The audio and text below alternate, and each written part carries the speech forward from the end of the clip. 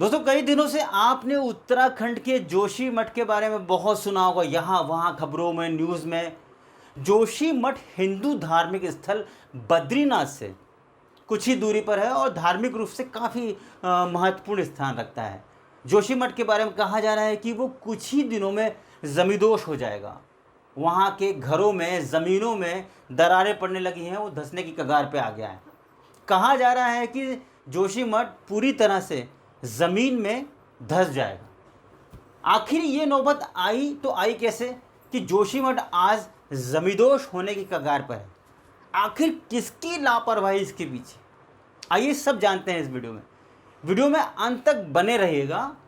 सबसे पहले आप ये जान लें कि जोशी मठ की धार्मिक और ऐतिहासिक रूप से क्या महत्वता है।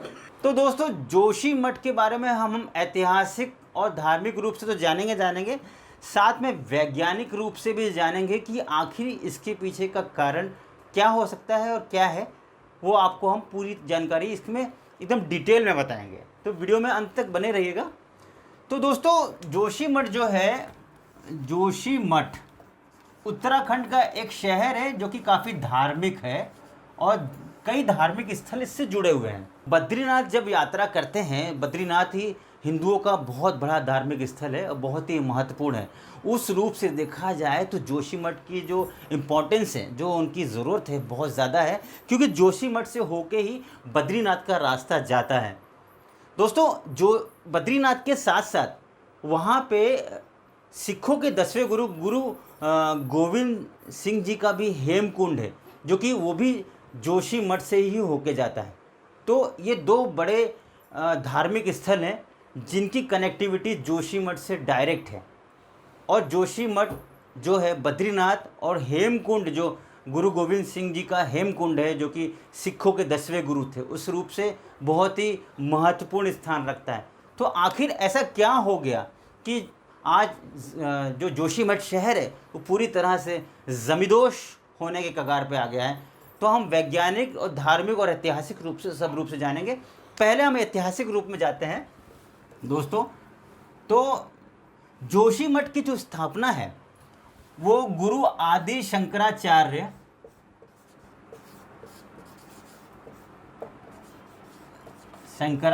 ने की थी।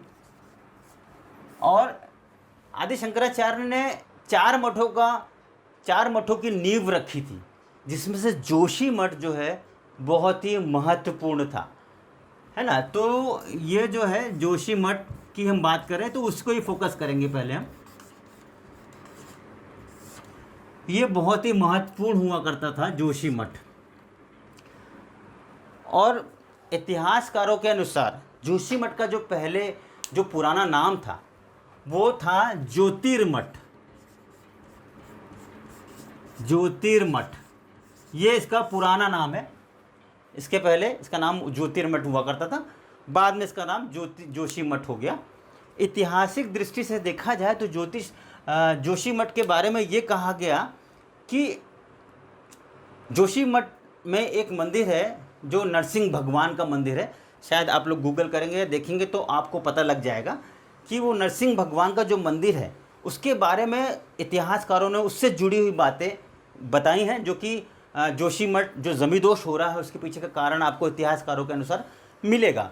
उसमें ये कहा गया है कि जो वो नरसिंह भगवान का जो मंदिर है, जब नरसिंह भगवान की जो मूर्ति है उसका जो बायां हाथ है वो धीरे धीरे जब गायब हो जाएगा तो वहाँ पे दो पर्वत हैं। आप वहाँ के पुराने लोगों या फिर इतिहासकारों को उठा के पढ़ेंगे तो आपको पता लगेगा। वहाँ पे दो पर्वत हैं, नर और नारायण नाम के दो पर्वत हैं। ये दोनों पर्वत के बारे में काफ़ी मुख्य उल्लेख है इतिहास में कि जब नरसिंह भगवान का जो मंदिर स्थित है जोशी मठ में, जब उनका बायां हाथ धीरे धीरे टूट के गिर जाएगा तो ये दोनों जो पर्वत हैं मुख्य भूमिका निभाएंगे इसमें। ये दोनों पर्वत जो है टूट के आपस में मिल जाएंगे। ये दोनों जो पर्वत है टूट के आपस में मिल जाएंगे और मिलने के बाद जो बद्रीनाथ भगवान है, भगवान बद्रीनाथ को जो कपाट है, जो दर्शन करने वाला कपाट है, वो पूरी तरह से बंद हो जाएगा और कोई भी व्यक्ति उसके दर्शन नहीं कर पाएगा। तो जोशीमठ के बारे में एक बात और महत्वपूर्ण है कि जोशीमठ के बारे में जब ये पर्वत टूट जाएंगे, गिर जाएंगे, कपाट बंद हो जाएंगे, तो उसकी जो पूजा है वहीं से 21 किलोमीटर दूर, वहाँ से 21 किलोमीटर की दूरी पर भविष्य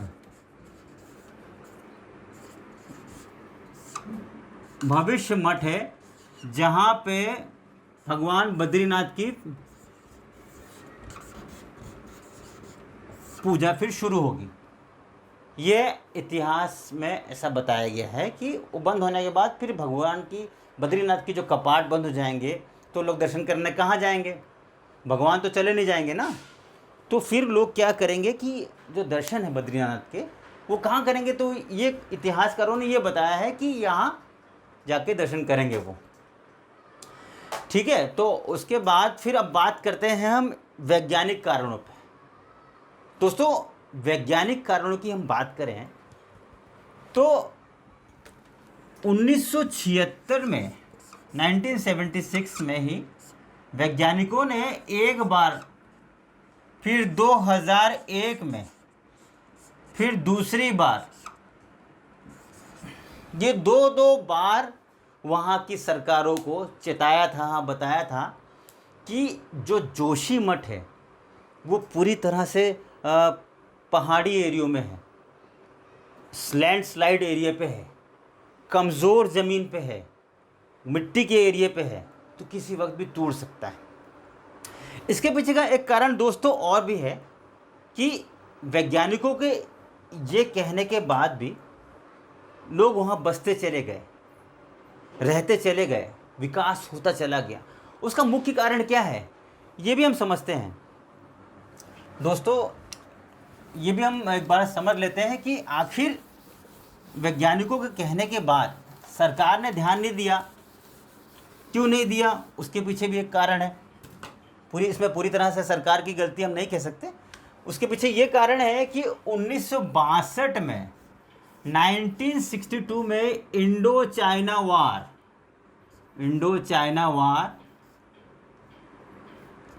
शुरू हो गया था। इंडो चाइना वार दृष्टि से ये जो जोशीमठ है उसका जो बॉर्डर है, जो तिब्बतीन बॉर्डर लगता है, वो बहुत ही महत्वपूर्ण हुआ करता था। और इंडो चाइना वार शुरू होने से सरकारों को बहुत तेज़ यहाँ सड़कें बनानी पड़ी, सड़कों का निर्माण करना पड़ा। उसका कारण ये भी था कि युद्ध में सड़कें नहीं होंगी, सिर्फ पहाड़ होंगे, तो वो युद्ध कैसे लड़ेंगे? तो इसके चलते वो सड़कों का निर्माण करना पड़ा। और फिर युद्ध बंद हुआ, सब कुछ नॉर्मल हो गया। ठीक है, युद्ध बंद होने के बाद, सब नॉर्मल होने के बाद फिर लोगों ने क्या किया? लोगों ने जब वो बना तो चूँकि वो धार्मिक स्थल तो पहले से था ही, जैसे ही सड़कें बनी वहाँ का विकास होता चला गया, है ना। 70 के दशक में भी ये कई बार लोगों ने इस पर आपत्ति जताई। 70 के दशक में लोगों ने आपत्ति जताई कि ये सिर्फ युद्ध के लिए ठीक है, रहने के लिए या फिर किसी तरह के विकास के लिए, डेवलपमेंट के लिए ठीक नहीं है। मगर लोगों ने वहाँ बसना चालू कर दिया। अब चूँकि बद्रीनाथ धाम होने के कारण वहाँ पे होटलों का निर्माण हुआ, सड़कों का निर्माण हुआ, लोग रहने लगे और धीरे धीरे करके वो अपना जीवन यापन करने लगे।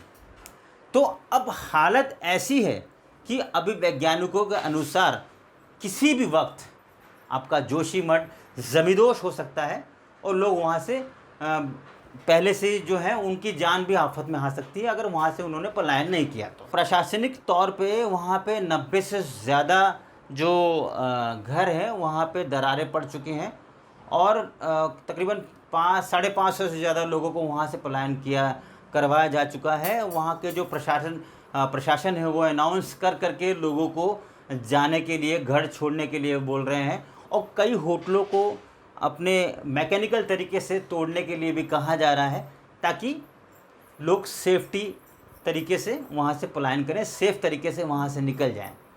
तो दोस्तों, जोशीमठ का जो बेसिक स्ट्रक्चर है, अगर आप वो जाके भौगोलिक दृष्टि से देखेंगे आप, तो आपको पता लगेगा कि वहाँ पे पहाड़ तो है ही, एक है पहाड़। दोस्तों, वैज्ञानिकों का मानना है कि इसके पीछे और भी कई कारण हैं। उसमें से एक कारण ये भी है कि जोशीमठ जो शहर है उसके नीचे से दो नदियाँ बहती हैं, जो पुरातन कालीन से बह रही नदियाँ। हमारी दो नदियाँ हैं जिनका नाम है अलकनंदा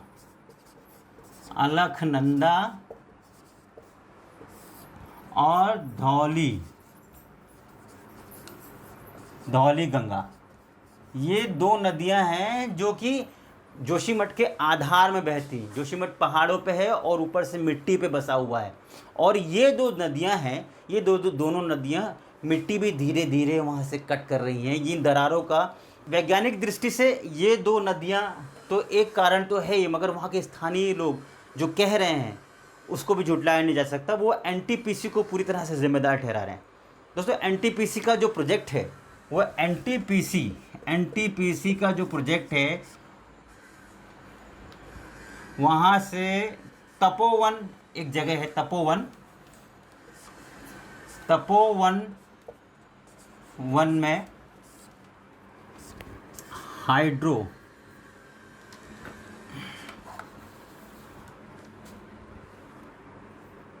विष्णुगढ़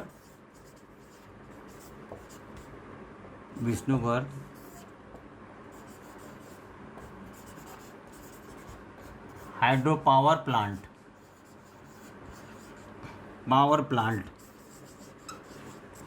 तो ये विष्णुगढ़ जो पावर प्लांट है, इसके बारे में ऐसा कहना है वहाँ के स्थानीय लोगों का, जब ये पावर प्लांट लगा था 2001 में भी इसके बारे में लोगों ने चेताया था कि ये वहाँ पर टनल बना रहे थे, सड़कों का निर्माण कर रहे थे, और भी अपने तरह के जो जिस तरह का कार्य करते हैं उस तरह का कार्य कर रहे थे। उसके लिए काफ़ी मात्रा में विस्फोट करना उनको होता है बार बार।